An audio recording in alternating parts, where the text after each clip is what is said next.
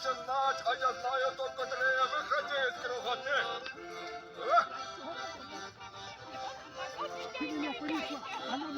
Пан...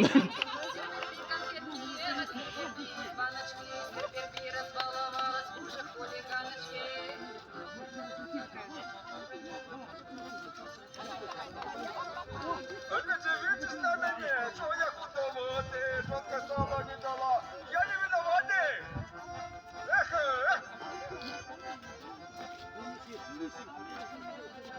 Сербиянку танцевала, крепко ударила ногой. Все четыре кавалеры закачали головой.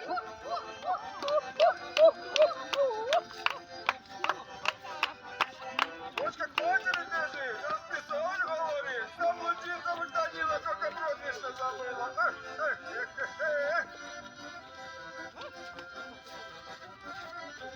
Наша Галя для рассказа говорю, Галя меня гадка не придет, мне голову грызут.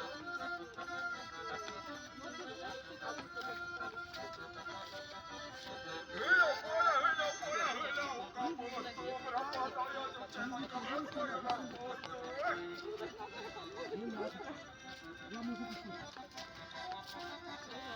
Коля, Коля, Коля, новый наш ветер в голове. Коля, Коля, почитая. Коля вечером придет. Я Микола, оба ми Миколи. Победили коло церкви, мене коло школи.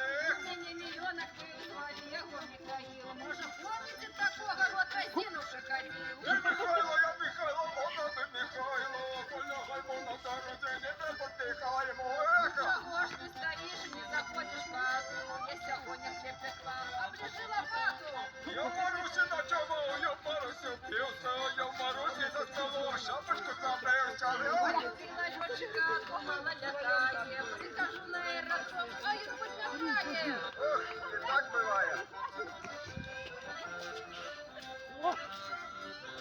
Заберуть у військо і дадуть вінтовку. Командир накаже, забудь про дівчатку.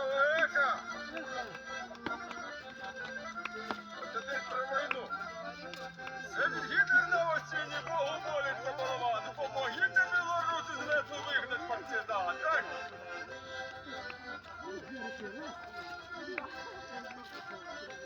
Гармонист у нас хороший, я его приворожу. Гармониста на гармошке я возьму и посажу.